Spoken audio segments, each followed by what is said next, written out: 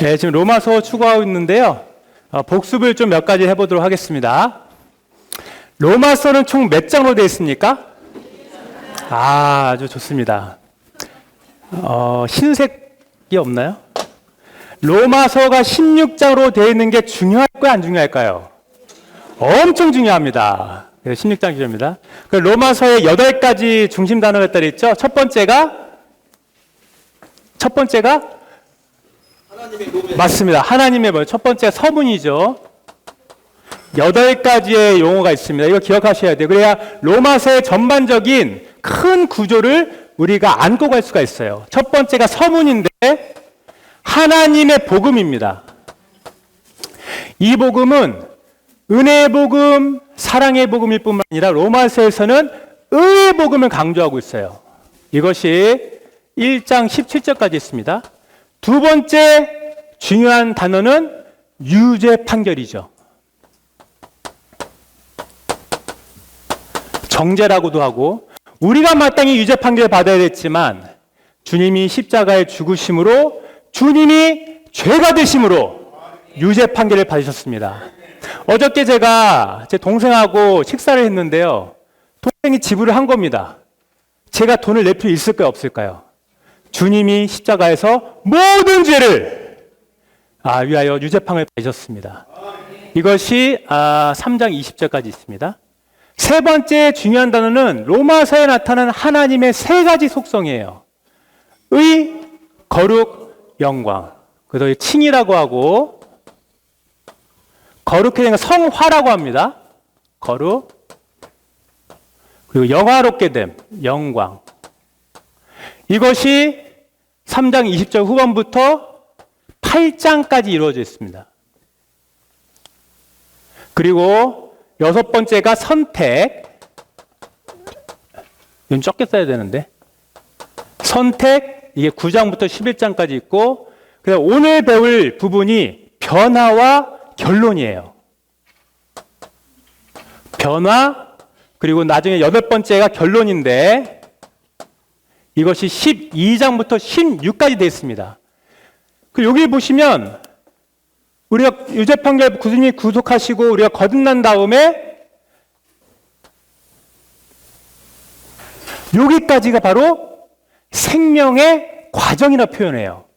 우리가 거듭났고 의롭게 됐고 날마다 거룩해지고 변화받아서 영화롭게 되기까지 맏아들의 형상에 이르기까지 가는 과정을 생명의 과정이라고 합니다. 생명의 과정. 생명의 과정. 그러므로 로마서는 1장부터 시작해서 하나님의 복음을 서문을 열고 주님이 우리에게 새롭고 상기를 여신 유죄 판결을 받으시고 중간을 생명의 과정을 설명합니다. 자, 보십시오. 만약에 우리가 칭의와 성호와 영광만을 전심한다면 로마서는 8장에 끝내야 됩니다. 그런데 사도 바울의 관점은 생명의 과정은 반드시 목표가 있다는 거예요. 로마서는 결론이 있는 책입니다. 그것이 바로 이 결론인데 이 결론은 교회 생활입니다. 교회 실행입니다. 몸의 생활인 거죠. 그래서 이 부분을 보시면 무게가 어디에 쏠려 있냐면 결론에 쏟아져 있어요. 우리가 어떤 책을 볼 때 그 책에서 저자가 말하고 한 자가 무엇인가 이 부분을 아는 것이 가장 중요하거든요. 로마서의 사도 바울의 부담은 하나님의 복음이 죄인들에게부터 구원받았지만 우리가 구속받고 의롭게 되고 거룩게 되고 영광스럽게 되지만 그 목표는 교회 생활에 있다는 겁니다. 많은 사람들은 이 12장부터 16까지 이 구절을 보시면 알겠지만 굉장히 평이합니다. 악을 악으로 갚지 말라. 슬퍼하는 사람과 슬퍼 울어라. 불타게 서로를 사랑하라. 이 부분들을 굉장히 얕게 보죠. 하지만 사도 바울의 부담은 이 모든 것은 다 뭐예요? 그러한 생명을 살아내서 단체적으로 믿는 일과 함께 교회 생활을 하라는 것입니다. 그래서 오늘의 제 부담은 이 모든 것이 칭의가 목적이 아니고 성어가 목적이 아니고 영어답게 목적이 아니라 이 모든 생명의 과정은 반드시 기능이 나옵니다. 제가 밥을 열심히 먹었습니다. 그러면 기능이 나와야죠. 힘을 쓸 줄 알아야 되고 달릴 줄 알아야 되고 그죠? 제가 키가 커졌습니다. 그럼 뭔가 만질 수 있어야 되는 것처럼 생명이 자라면 반드시 기능이 나오는 것이 성경에 합당한 자람인 것입니다. 그래서 이 부분을 결론인데 이 부분을 생명의 실행이라고 하는 거예요. 실행. 오늘 점심을 드셨잖아요. 맛있는 공부를 받았습니다. 그럼 뭐랍니까? 머리가 돌아가는 거죠. 그죠? 영어 공부 배웠으면은 두뇌에 쓸 수 없듯이 생명의 과정은 생명의 실행이 있다. 그래서 로마서의 중심은 이런 변화의 과정이 있지만 말하고자 하는 부담은 교회 생활에 있다. 이것이 첫 번째 포인트입니다. 그리고 이제 생명의 과정에 있어서 몇 가지 중점이 있는데 이거는 요걸 보면서 하겠습니다. 로마서 1번 읽겠습니다. 몸의 생활을 위한 변화. A번 변화. 여기 보면 영어로 transformation이라고 돼 있죠. 우리가 잘 아는 구절인 로마서 12장 2절에 보면 뭐라 됐습니까? 세상을 본받지 말고 이 시대를 본받지 말고 오직 생각이 새롭게 돼서 변화를 받아 선하시고 기뻐하시고 온전한 뜻이 무엇인지 분별하겠죠. 변화가 이 생명의 과정인 거예요. 이걸 다른 말로 표현하면 변화라고 표현할 수 있습니다. 변화. 그런데 이 변화가 헬라어로 동일한 구절이 하나 있습니다. 고린도서 3장 18절에 너를 벗은 얼굴로 거울처럼 주의 영광을 바라보고 반사함으로써 저와 같은 형상으로 화하여. 그 변화가 로마서 12장의 2절에 있는 변화와 동일한 헬라어 단어입니다. 그런데 흠정역 킹제임스 버전은 이 고린도서 3장 18절을 체인지라고 썼어요. 그 변화에 대해서 우리가 알아야 할 건 뭐였냐면 트랜스포메이션이라는 변화가 있고 체인지라고 하는 게 있습니다. 사실 합당한 번역은 트랜스포메이션이라는 단어가 가장 합당하죠. 체인지라는 것은 제가 오늘 양복 입고 오지 않았습니까? 제가 회사 갈 때 어떻게 할까요? 다시 일상복으로 바꿔 있습니다. 저는 변한 게 없으나 상황에 따라서 제 외형을 바꾸는 거예요. 마치 얼굴에 점이 있고 주근깨가 있는 걸 뭘로 바꾸시죠, 자매님들? 화장실 하시죠? 이게 체인지. 속은 점이 있어. 그런데 거치다는 게 체인지예요. 제가 아내하고 뭐 싸울 때가 있지 않겠습니까? 뭐 티격태격 하고 있었습니다. 근데 갑자기 어느 형제님의 전화가 왔어요. 그때 제 목소리 톤이 형제님 이게 체인지. 속은 불나고 있는데 형제님이니까 잘해줘야 되니까는 형제님 이게 아주 얕은 변화입니다. 성경에서 말하는 이 변화는 뭐냐? 내적인 변화예요. 본질적인 변화, 본성의 변화, 심지 안에 있는 변화. 그렇기 때문에 외형의 변화는 형태와 모양이 바뀌지만 속은 뭐예요? 그대로인 거예요. 제가 하나의 예를 들면 아까 이제 화장을 얘기했는데 얼굴이 그러면은 혈기가 있고 활색이 돌려면 어떻게 해야 되겠습니까? 맛있는 음식을 먹고 건강한 음식을 먹고 휴식도 잘하고 운동하고 이거 뭐예요? 신진대사적으로 활성화되는 겁니다. 우리가 주님을 누리고 말씀을 먹고 빛 가운데 있고 지체를 사랑하면 하면 할수록 어떻게 돼요? 활력화되고 복음을 전하지 말아도 복음을 전하게 되고 할렐루야 하지 않았더라도 할렐루야 하게 되고 찬송을 부르지 말라고 해도 부르고 이것이 뭡니까? 생명 안에서의 신진대사적인 변화인 것입니다. 그러면서 여기서 말하고 있는 변화는 외적인 변화가 아닌 내적인 참된 변화인 것입니다. 많은 분들이 이렇게 얘기하죠. 왜 나는 그렇게 결심하고 왜 그렇게 작심삼일을 하고 굳은 마음을 가졌건만 왜 안 되는가? 그것은 외적인 변화였기 때문입니다. 한국은 아시겠지만 1인당 명품 소비액이 세계 1위입니다. 그만큼 외적으로 뭔가 있어 보이려고 하는 거죠. 성경에서 주님이 원하는 건 뭡니까? 네가 정말 내적으로 변했는가? 주님을 만났는가? 정말 말씀 안에 빛비춤을 받았는가? 그러면 자연스럽게 변화가 되기 시작합니다.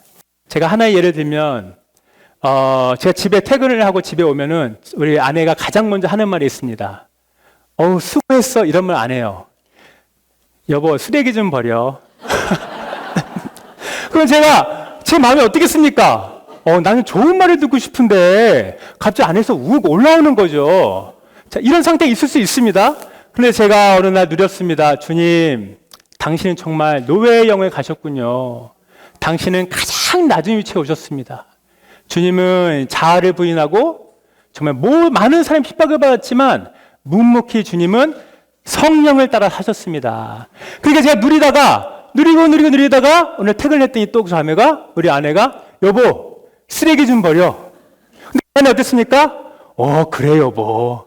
나 정말 버리고 싶은 마음이 막 생기더라고요. 그래서 제가 뭐라고 하는지 아세요? 음식물 쓰레기는 없어? 이게 뭡니까? 내적인 변화.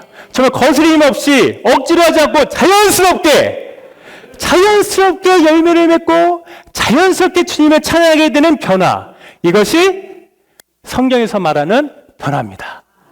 아멘. 이것이 A번이고요. B번을 읽겠습니다. 교회 생활의 실행. 1번. 몸의 생활은 교회 생활의 실행이다. 몸의 생활이 없다면 교회 생활은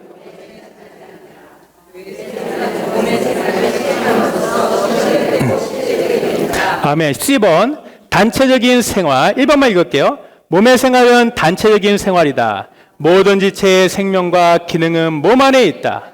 어떤 지체가 그 몸에서 분리되거나 단절된다면 그 지체는 생명과 기능을 잇는다. 몸의 어떤 지체도 몸에서 독립적이거나 단독적일 수 없다. 자, 하나 그림을 그리겠습니다. 저도 로마서를 읽을 때 이 정거장을 지나면 지날수록 저는 어떤 생각이 들었냐면 땅에 카네이션 씨가 심겨졌습니다. 이거 우리가 거듭난 거죠. 그리고 이 땅은 카네이션이 있는 땅이다! 라고 입증되었습니다. 칭의죠. 그리고 이제 뿌리가 내리고 잎사가 됩니다. 그리고 이게 물을 받고 햇빛으로 쬐받고 또 공급받고 하면서 이것이 자라기 시작하죠. 그리고 이것이 완전히 영광스럽게 된다는 것은 이 뿌리가 자라서 꽃이 활짝 피는 겁니다. 저는 이 로마서를 읽을 때 이런 반면이 너무너무 아름다웠고, 와, 정말 주님이 우리를 영화롭게 만드는구나. 어떤 지체를 볼 때 소망을 가져야 되겠다.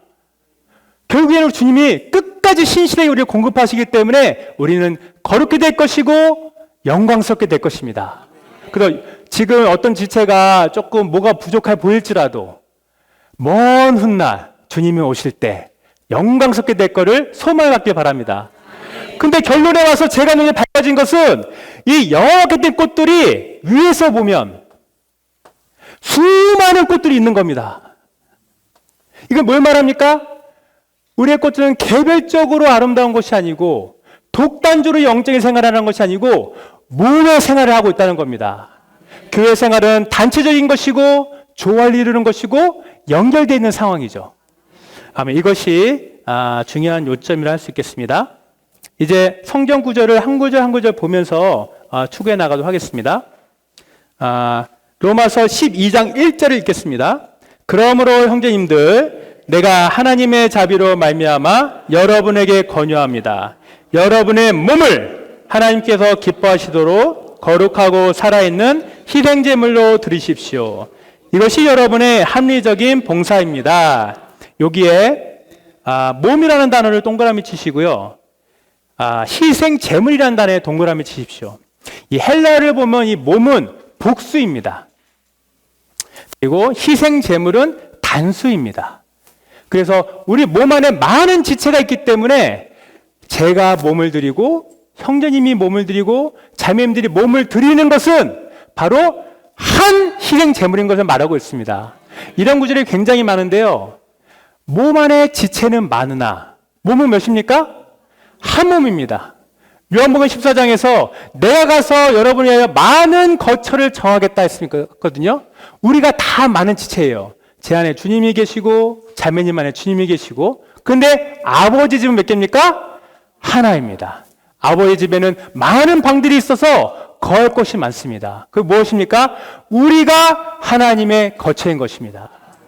우리가 몸을 드리는 것은 개별적으로 드리는 것이 아니라 한 몸, 한 교회, 한 그리스도를 드리는 것입니다. 자, 여기서 보면, 근데 이 희생제물은, 여기 또, 이번에 밑줄을 치십시오. 살아있는 희생제물이에요. 구약에서의 희생제물은 죽임을 당했습니다. 근데 신약에서의 희생제물은 살아있는 희생제물입니다. 이것은 우리가 부활 능력으로, 부활 생명에 의해서 주님을 섬기는 걸 말하고 있습니다. 주님은 무엇이 부족하겠습니까? 주님은 물질이 부족하신 분이 아니고, 주님은 많은 행사가 부족한 게 아닙니다. 주님이 원하시는 것은 생명 주는 그 영으로 살아서 부흥돼서 주님을 뜨겁게 사랑하는 이가 자신의 몸을 드리는 찾고 계십니다. 여기 보면 밑줄 하나 칠게요. 여러분의 합리적인 봉사입니다 라고 말하고 있거든요. 이 합리적이라는 것은 가장 최고로 논리적으로 이성적으로 말할 나위 없는 봉사를 말하고 있습니다. 우리의 봉사는 정말 가치가 있는 봉사입니다. 그 찬송에 이런 찬송이 있거든요. 1000번 산다 해도 주께 드리리 내 삶, 내 장래 모든 것 드리리. 이 찬송을 쓴 분은 1000번을 다시 태어나도 주님께 드린다고 말했습니다. 1000번 중에 한 번쯤은 다른 인생을 살고 싶지 않으세요? 근데 이분은 하나님께 너무 매력되어서 1000번을 산다 해도 나는 합리적인 봉사를 하겠습니다. 최고로 주님을 섬기겠습니다. 제가 감동받은 게 하나 있는데, 1700년대에 영국의 한 유명한 하원 의원이 있어요. 윌리엄스라고 있는데, 이분이 정치적으로 너무 많은 일을 했지만 그분이 노년기에 하나님을 만났습니다. 그리고 그분이 말하길, 내가 다시 태어난다면 정치를 하지 않고 하나님을 섬기겠노라. 합리적인 봉사, 주님을 섬기는 것이 가장 가치가 있는 것입니다. 몸을 교회에 드리는 것이 가장 의미가 있는 것입니다. 세미나 오는 것이 결코 작은 것이 아닙니다. 저도 오늘 반차 쓰고 나왔거든요. 가장 가치 있는 것을 하고 있는 것입니다. 아멘. 자, B번에 2번을 읽겠습니다. 바울은 교회 생활에 대해 말하기 시작하면서 믿는 이들에게 그들의 몸을 드리라고 간청했다. 그 이유는 사람에게 몸보다 더 실제적이고 실질적인 것은 없기 때문이다. 바울 형제님은 기묘하게 12장의 이 변화와 교회 생활을 시작하면서 가장 먼저 영어에서 불타십시오라 말하지 않고 성경을 추구하십시오라 말하지 않고 몸을 드리라고 말하고 있습니다. 왜냐하면 몸을 드리는 것이 변화된 사람의 가장 실질적인 시작인 것입니다. 만약에 저 얼마 전에 우리 가정에게 있던 것입니다. 저희 아내가 자 우리 분리수거를 하러 가야지 했더니만 첫째는 알았어 하고 소파에 계속 있었습니다. 근데 우리 둘째는 같이 가는 거예요. 마음은 이해하나 누가 더 실질적인 겁니까? 함께 하는 사람이 실질적인 것입니다. 어느 형제님이 나는 부산에 누군가를 방문하러 가야 되겠습니다. 그때 기도하겠습니다. 매우 좋죠. 그러면 제가 함께 가겠습니다. 몸을 드리는 것은 정말 교회 생활의 실질적인 부담인 것입니다. 그래서 이 12장에 몸을 드리는 것을 가장 먼저 쓴 이유는 바울 형제님의 생생한 체험과 실질적인 방면을 강조하는 것이죠. 주 예수님, 몸을 드리면 시간을 드립니다. 그리고 몸을 드리면 마음을 드리는 것입니다. 다시 말해서 몸을 드린다는 얘기는 온 존재를 드리는 것입니다. 자, 얼마 전에 우리 소그룹을 하는데 한 자매님이 그날 너무너무 많은 일이 일어났습니다. 너무너무 많은 일이 괴로워가지고 소그룹 집회를 가야 되나 말아야 되나 고민하고 있었는데 몸을 들여서 왔어요. 그때 우리가 추구했던 게 요한복음 14장에 나는 길이요 진리요 생명이니 이 말씀을 듣고 이 자매님이 해방을 받은 겁니다. 왜입니까? 주님이 길입니다. 주님이 방법입니다. 주님이 인도입니다. 이 말씀을 듣고 모든 문제가 아무것도 아닌 걸 여겨진 거예요. 그 신약이 어디 있는 것입니까? 피로에 있는 그 몸을 끌고 집회에 나온 거예요. 집회에 나올 때 몸을 드린 것이고 몸을 드릴 때 새로워집니다. 그래서 이 12장 1절에 이 몸을 드린다는 방면 매우 중요한 항목이 되겠습니다. 자, 12장 2절을 보겠습니다. 여러분은 이 시대를 본받지 마십시오. 오직 여러분은 생각이 새로워짐으로 변화되어 하나님의 선한 뜻, 하나님께서 기뻐하시는 뜻, 하나님께 온전한 뜻이 무엇인지 분별하도록 하십시오.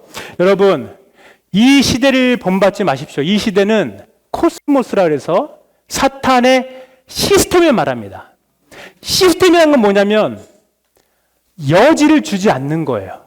뭔가 반복되게 굴러가도록 만든 시스템입니다. 이 시스템에 발을 들여놓는 순간 빠져나가기가 어렵습니다. 왜 수많은 직장인들이 주님의 잘 누리지 못합니까? 그들이 문제가 있는 것이 아닙니다. 사탄의 강력한 시스템이 하루 종일 바쁘게 하고 하루 종일 일하게 하고 주님께 돌이킬 시간이 없을 정도로 바쁘게 만들고 있는 것입니다. 그러면 우리는 이 세대를 미워야 됩니다. 이 세대를 본받지 말아야 합니다. 이 세대를 구출해야 됩니다. 이 세대가 그렇게 주님을 누리지 못하게 하고 있습니다. 그러므로 실질적인 교회 생활을 하기 위해서는 몸을 들여야 되는데 이 세대를 본받게 되면 이 세대 시스템에 들어가게 되면 몸을 들일 수가 없습니다. 그러면서 형제님은 뭐라고 말합니까? 이 시대를 본받지 마십시오. 주님을 위해 시간을 내십시오. 마음을 주님께 돌이키십시오. 라고 말하는 것입니다. 그 창세기 12장에 아브라함은 제단과 천막을 쌓습니다. 그가 주님을 하나님을 만나고 나서 제단을 쌓음으로 말미암아 주님, 당신이 나의 의미입니다 라고 헌신하게 됐고, 천막을 지면서 나는 이 땅에 뿌리를 내지 않습니다. 주님, 내가 자식을 키우고 직장 생활하고 돈을 벌고 많은 일을 하지만 나는 땅에 뿌리를 내리지 않습니다. 나의 모양은 하늘에 있습니다. 그렇게 해서 천막과 제단을 짓거든요. 근데 아브라함이 한 번 또 제단과 천막을 짓습니다. 언제입니까? 그가 교회에 대한 이상을 신약으로 봤을 때 베델 옆에 짓게 됩니다. 그 뭡니까? 나는 개인적으로 사는 것이 아니라 하나님의 집에 살아야 되는군요. 주님, 개인적으로 경건하고 거룩하고 성경을 많이 하는 것 중요한 것이 아니라 저는 베델에서 발견돼야 됩니다. 저는 베델에서 살아야 됩니다. 세상에서 살지 않고 하나님의 집, 교회에서 살아야 되는 것을 본 겁니다. 그래서 아브라함은 베델에 제단과 천막을 짓습니다. 그 옆에 뭐가 있었죠? 아이가 있습니다. 아이는 의미가 표라는 뜻이죠. 교회 생활이 아닌 것이 표라고 보셨습니까? 세상에 있는 음식을 먹는 것이 쓰레기를 보셨습니까? 이 세대를 본받지 마십시오. 우리는 베델이 발견되어야 합니다. 세상은 흘려보내십시오. 세상은 흘려보내십시오. 우리 베델에서 발견되어야 합니다. 제가 그래서 하나의 그림을 생각했는데 많은 분들이 이 그림을 그리면 좀 그림이 이해가 잘 되거든요. 그 교회 생활이 이렇게 있습니다. 어떤 분들은 일상생활이 교회 생활 이렇게 나눠져 있습니다. 체인지 하는 거, 체인지.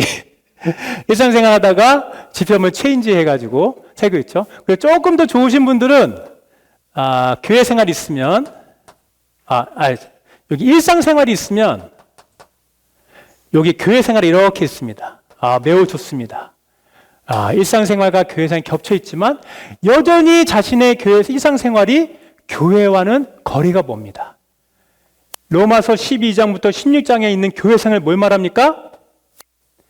교회 생활이 있으면, 여기 일상생활이 있는 겁니다. 주님, 저 공부해야 되죠. 직장을 다녀야 되죠. 아르바이트도 해야 되죠. 그죠? 친구도 만나야 되죠? 그게 다 뭐를 위한 겁니까? 교회 생활을 위한 겁니다. 결혼은 뭘 위한 겁니까? 교회 생활을 위한 겁니다. 직장은 왜 잘합니까? 교회 생활을 위한 겁니다. 이것이 로마서 12장 16장에 있는 사도 바울의 권면인 것입니다. 주님, 정말 우리 이렇게 기도해야 됩니다. 주님, 저는 베델에서 발견되길 원합니다. 저는 폐허에서 발견되기 원치 않습니다. 제가 이 말씀을 올리다가 이렇게 집에 가는데 그 음식 쓰레기 있잖아요. 음식 쓰레기 있는데 음식 쓰레기가 막 널브러져 있는 거예요. 근데 그 음식 쓰레기 누가 먹고 있는지 아십니까? 까마귀가 먹고 있었어요. 비둘기하고. 세상에서 있는 많은 것들은 다 사단이 먹는 것입니다. 우리는 사단이 먹는 음식을 먹지 않고 신성하고 신선하고 거룩하고 밝고 빛나는 하나님의 말씀을 먹음으로 정말 찬란한 교회 생활을 하길 원합니다. 이 세대고요. B번, 생각이 새로워짐으로 변화돼. 이것은 3번을 읽겠습니다. 3번, 생각은 단지 밖의 가르침에 의해서가 아니라 그리스도의 요소가 더해짐으로써 새롭게 된다.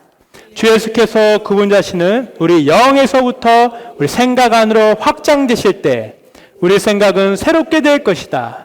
우리 생각이 새롭게 됨으로써 우리 영혼이 신진대사적으로 바뀌게 된다. 생각이 새로워지는 것은 앞에서 로마서 5장, 로마서 8장에서 많이 교통했을 거라 믿고 넘어가도록 하겠습니다. C번, 하나님의 뜻이 무엇인지 분별함. 우리가 몸을 들이고 우리의 생각이 새롭게 되면 하나님의 뜻을 분별할 수 있게 됩니다. 많은 사람들이 하나님의 뜻이 무엇인가 많이 묻거든요. 그것은 생각이 새롭게 되지 않았기 때문입니다. 우리의 생각이 하나님의 말씀으로 새롭게 되고 변화되고 거룩하게 되면 하나님의 뜻이 무엇인지를 분별하게 되는데, 여기서 말하는 하나님의 뜻은 다른 뜻이 아닙니다. 주님, 어떤 직장을 잡아야 됩니까? 어떤 학교를 가야 됩니까? 오늘 무엇을 해야 됩니까? 그런 뜻이 아니라 이 뜻은 하나님의 원대한 뜻. 모든 거듭난 이들이, 의롭게 되고 거룩게 되고 변화된 모든 인물들이 교회 생활에서 그리스도의 몸을 건축하는 것입니다. 그러면 여기 분별하는 뜻은 시험을 해가지고 입증하거든요. 그래서 변화된 우리는 그리스도의 몸이 하나님의 뜻인 것을 입증하는 사람들이 될 것입니다. 아멘. 4번입니다. 잠깐만요. 1시, 빨리 해야 되겠네요. 4번. 믿음의 분량에 따른 지체들의 서로 다른 기능들. A번. 자신을 높게 생각하지 않고 믿음의 분량에 따라 분수에 맞게 생각하. 몸을 들였습니다. 그 생각이 새롭게 변화를 받았습니다. 그리고 하나님의 뜻, 교회 생활이 무엇인지 분별하게 되었습니다. 이 사람들은 교회 생활 안에서 기능을 발휘하게 되어 있습니다. 기능을 발휘하게 되는데 첫 번째 사도 바울의 강조점은 분수에 맞게 생각하십시오. 이게 12장 3절에 있는 거죠.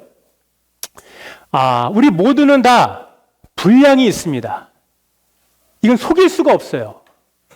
내가 주님을 접촉한 만큼, 누린 만큼, 십자가와 부활을 체험한 만큼 그것이 나의 분량인 것입니다. 하지만 분량이 있다면 분량만큼 표현해야 됩니다. 분량만큼 흘러내야 됩니다. 예를 들어서 내가 2라는 분량을 갖고 있다 칩시다. 그러면 2라는 분량을 갖고 있는 사람은 당연히 4를 분량을 내는 과한 거죠. 하지만 1을 내는 것도 부족한 것입니다. 내가 다만 분량이 2라면 이만큼 교회 생활에서 흘러내는 것입니다. 주님의 말에 내는 것입니다. 봉사하는 것입니다. 근데 그래서 7을 갖고 있는 사람이 있다 칩시다. 7을 갖고 있는 사람이 9를 내면 당연히 안 되겠죠. 7을 갖고 있다면 마땅히 7의 분량을 내는 것입니다. 그래서 우리는 교회 안에서 분량이 많은 지체를 시기할 필요가 없습니다. 경쟁할 필요가 없습니다. 여기서 말하는 건 다만 분량만큼 기능을 발휘하십시오. 오히려 분량을 넘어서는 것이 교회 생활을 더 어렵게 만듭니다. B번입니다. 한 몸에 다른 기능을 가진 많은 지체들이 있음을 깨달음. 제가 4절을 읽어볼게요. 한 몸에 많은 지체가 있지만 모든 지체가 같은 기능을 가진 것이 아닙니다. 5절도 같이 읽겠습니다. 이와 같이 우리 많은 사람도 그리스도 안에서 한 몸이요 각 사람이 서로 지체들입니다.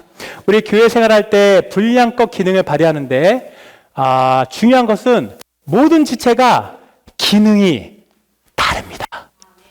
만약에 제 몸이 손가락만 200개면 무슨 유용이 있겠습니다. 몸이 아름다운 것은 모든 지체가 기능이 다 달라서 아름다운 것입니다. 만약에 오케스트라가 있는데 피아노가 100대가 아름답겠습니까? 피아노도 있고 첼로도 있고 바이올린도 있고 또 꽹과리는 없나요? 꽹과리도 있고 이것이 서로 다른 음을 조화를 이뤄내면서 맞출 때 그것이 아주 환상적이고 아름다운 몸의 생활이 되는 겁니다. 그래서 우리의 교회 생활은 분량껏 기능을 발휘하는데 우리가 인정해야 될 것은 서로 기능이 다릅니다. 눈이 코 보고 보라 할 수 없고 코가 눈 보고 냄새 맡아 할 수 없는 것처럼 모두가 기능이 바랍니다. 우리 찬송이 이런 게 있습니다. 몸을 건축하기 위해 나 그대와 함께 있네. 그대 안에 그리스도 나를 위한 소망일세. 그대 안에 그리스도가 내 소망입니다. 지체가 잘할 때 내가 잘합니다. 지체가 주님을 사랑할 때 내가 달려갑니다. 내가 약하면 지체도 약합니다. 이것이 몸의 사상이고 몸의 인식이고 교회 생활인 것입니다. 형제님들 이렇게 한번 선포해 볼까요? 옆에 지체들한테 형제님은 제가 할 수 없는 걸 할 수 있습니다. 얘기해 보시죠. 옆에 지체들, 자매님은 제가 할 수 없는 것을 할 수 있습니다.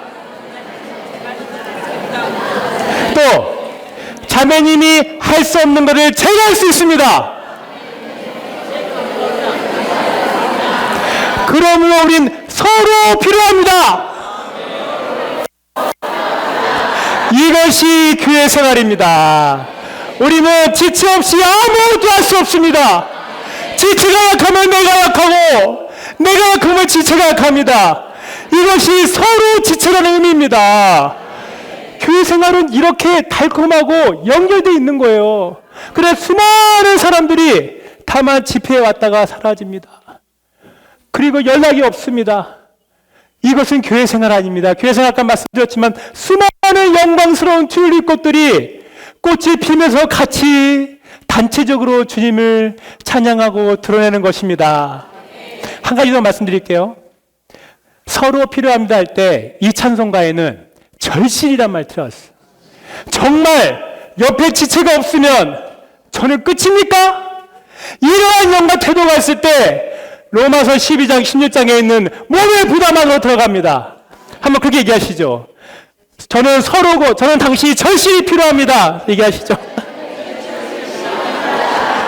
절실히를 더 강하게 얘기하시죠. 저는 당신이 절실히 필요합니다.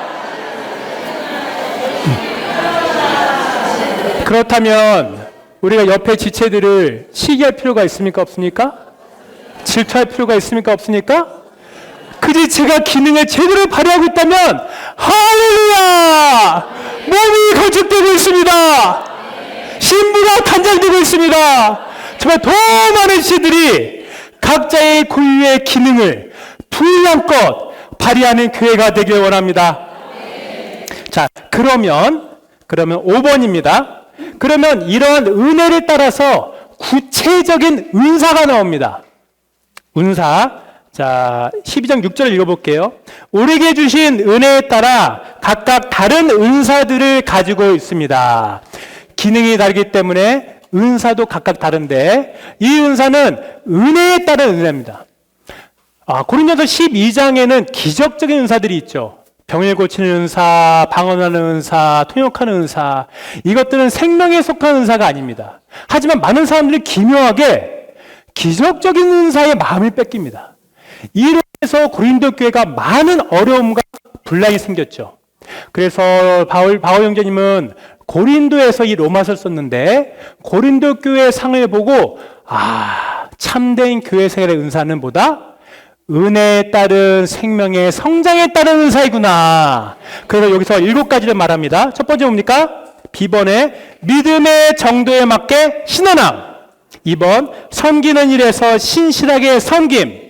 그리고 가르치고 권유하고 나누어지고 부지런하게 인도하고 긍휼을 베푸는 이런 7가지 은사들을 나열하고 있습니다. 생명에 자라면 요 7가지 은사가 자연스럽게 나타나는데 가장 먼저 언급된 게 뭡니까? 신앙인 겁니다. 고린도 전서 14장 1절에 여러분 은사를 사모하십시오. 특별히 신원하기를 사모하십시오라고 말합니다.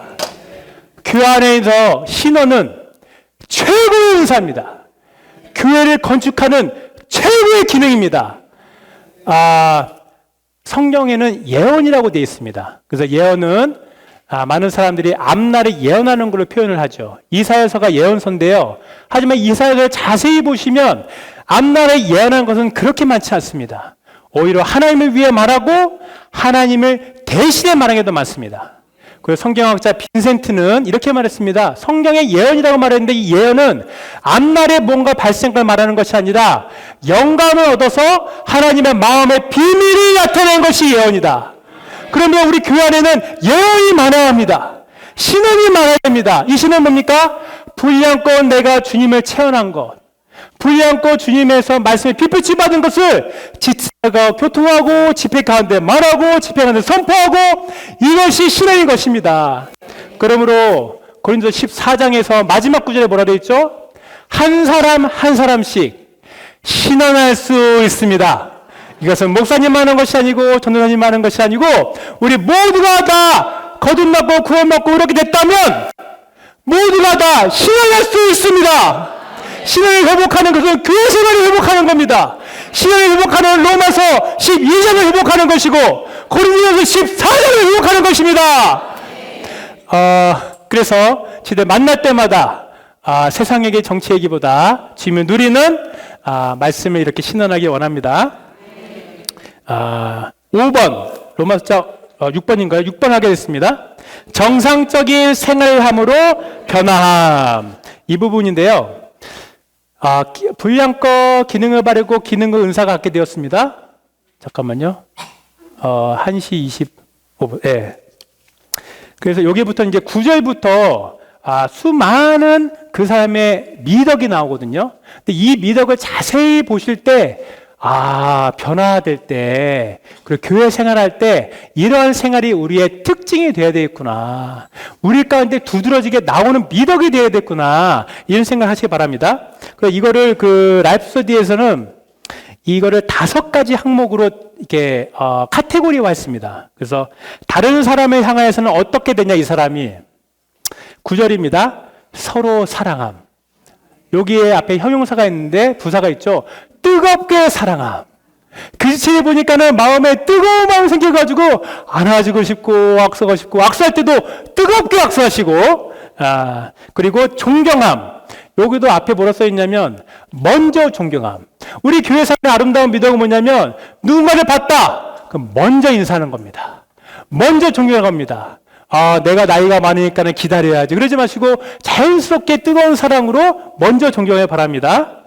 그리고 손님 대접에 심씀, 기뻐하는 사람과 함께 기뻐하고 우는 사람들과 함께 울고 그리고 같은 생각을 가지고 우리는 교회 지혜와 함께 다른 사람들과 함께 이러한 미덕이 흘러나오길 바랍니다. 그리고 하나님을 향하여서는 어떤 태도가 되는가? 게으르지 않고 영안에서 불타고 주님을 섬깁니다. 저는 이 3가지를 볼 때 하나의 단어가 생각나는데 그것은 노예입니다. 우리가 변화된 사람은 그 사람의 태도가 노예가 됩니다. 노예는 하루 종일 밖에서 일하다가 집에 와서 쉬지도 않고 또 주인의 음식을 준비합니다. 주인이 음식을 다 먹고 나면 노예는 또 쉬지 않고 집안 청소를 합니다. 그리고 나서도 주인이 잠자리에 들어도 노예는 쉬지 않고 집안 정리를 합니다. 그리고 나서 노예는 늦지막한 시간에 집에 가서 잠자리를 자죠. 이 노예는 불평합니까? 주님, 이 노예는 불평이 없습니다. 왜냐하면 상전을 사랑하기 때문에. 출애굽기 21장에서 상전이 너는 이제 자유인이다. 너는 나를 떠나서 자유롭게 살라고 말했지만 이 노예는 주님, 당신이 나의 주인입니다. 내가 주인을 사랑함으로 자유치 않겠습니다. 이것이 하나님께 불타고 하나님을 사랑하고 변화된 사람이라면 우리의 몸을 드리고 노예가 되는 것입니다. 하나님을 섬기는 노예만큼 세상에 가치 있는 일이 있겠습니까? 대통령을 섬기는 것도 사람들이 많이 영광이 있지만 하나님을 섬기는 것만큼 영광스러운 일이 없습니다. 변화된 사람은 이런 걸 하게 될 것입니다. 그 C번, 우리 자신을 향하여는 어떤 미덕이 나오냐? 소망 가운데 기뻐하고 환난 가운데 견디고 기도에 꾸준히 힘쓰고 악한 것을 미워하고 이기며 선한 것을 굳게 붙잡습니다. 그리고 박해자와 원수에 향하여서는 축복하고 저주하지 않고 악을 악으로 갚지 않고 원수를 직접 갚지 않고 마실 것을 줌으로써 그들에게 숯불을 쌌습니다. 숯불을 머리에 싼다는 것은 얼굴이 뜨거워졌다는 얘기고, 뜨거운 얘기는 본인이 부끄러워져 가지고 양심의 가치를 느낀다는 걸 말하고 있습니다. 제 개인적인 간증을 하나 하겠습니다. 제가 회사 생활하는데 한 분이 저를 미워했습니다. 왜인지 모르겠어요. 안 물어봤습니다. 제가 하는 모든 일을 반대합니다. 그러니까 출근할 때마다 저도 스트레스 받았겠습니까? 안 받았겠습니까? 스트레스 받았죠. 근데 제가 주님이 저에게 말씀하신 것은 그를 위해 기도해라. 그를 위해 축복해라. 그 축복하는 기도했습니다. 주님, 그 사람이 하나님을 알게 하시고 또 그가 7살의 아들이 있었거든요. 그 가정을 축복하십시오. 기도했더니 제 마음의 스트레스가 싹 사라지면서 그가 무엇을 얘기해도 다 이게 바뀌었더라고요. 그 사람이 어느 날, 그래서 제가 축복한 기도했습니다. 그 사람이 어느 날 미국 지사로 발령을 받았습니다. 제가 2년 후에 출장으로 미국 지사 들어갔는데 이 사람 지사 익수 때문에 저를 픽업하러 왔어야 됐습니다. 그도 스트레스 받았겠죠. 그가 왔을 때 제가 한국에 있는 맛있는 음식을 가지고 갔습니다. 여기 음식을 주라 돼 있죠. 그래서 제가 음식을 주니까 정말 그 사람이 얼굴이 빨개지는 겁니다. 그리고 그날 밤에 식사를 하면서 저희의 모든 오해와 저희 모든 것을 해결하고 지금 저를 회사에서 가장 지지하는 사람이 되었습니다. 할렐루야! 우리에게 미워하고 박해져 있을 때 전혀 두려워하지 마십시오.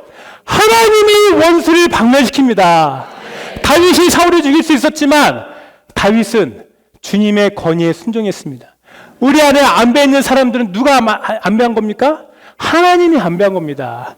하나님이 안배했기 때문에 오히려 그들을 축복하고 오히려 그들 위해 기도하고 오히려 그들 위해 먹을 것을 사주십시오. 이것이 변화된 사람의 참된 교회 생활입니다. 아멘. 그리고 이제 7번, 8번 있는데요. 여기는 이제 13장으로 넘어갑니다. 이 13장은 지금 이 시대는 어둠의 시대이기 때문에 그리고 거역의 시대이기 때문에 복적인 생활을 하는 것, 그리고 사랑의 생활을 하는 것, 그리고 전쟁의 생활을 하는 것 말하고 있습니다. 특별히 전쟁은 로마서에서 나온 전쟁은 정욕과의 전쟁입니다. 그래서 전쟁을 이길 수 있는 유일한 길은 그리스도를 옷 입는 것. 여기에 빛의 병기라고 말하고 있죠. 우리가 그리스도를 누려서 살아 나타낼 때 우리를 먹어버리는 정욕을 이기는 것이죠. 정욕은 마치 굶주린 사자와 같습니다. 우리가 인터넷을 보고 TV를 보고 세상에 많은 것을 볼 때마다 우리 정욕 안에 있는 사자한테 음식을 주고 있는 거예요. 우리가 어떻게 됩니까? 이 사자를 굶겨야 합니다. 이 사자가 움직이지 못하도 그냥 그 대공원의 철창문 안에 가둬가지고 굶주려주게 합니다. 그래서 누가 이런 말 했습니다. 구덩이가 있으면 누가 구덩이 근처에 놓냐. 우리가 핸드폰도 쓰고 TV도 봐야 되겠죠. 근데 멀리 떨어져야 합니다. 그 상황은 뭡니까? 교회 생활 안에 있으면 자동적으로 구덩이와 멀어집니다. 자동적으로 육체와 멀어집니다. 자동적으로 그리스도의 의를 입게 될 것입니다. 아멘. 제가 다는 다루지 못했지만 이 부분들 개인적으로 추구하시고 마지막에 제가 노래를 하나 하고 싶습니다. 이것만 기억하시면 돼요. 오늘은 교회 생활에 하나님의 뜻이었구나. 지체와 함께 동역하고 좋아하는 것이 하나님의 원대한 갈망이었구나. 이것이 제 부담입니다. 그래서 오늘 같이 한번 노래를 부를게요. 통일이라는 노래 아시죠? 우리의 소망은 교회 생활. 우리의 그래도 꿈에도 소원은 교회 생활이여 오라. 몸의 생활이여. 자, 이선선 마치고 끝나도록 하겠습니다. 우리의 소망은 교회 생활. 꿈에도 소망은 교회 생활. 교회 생활이여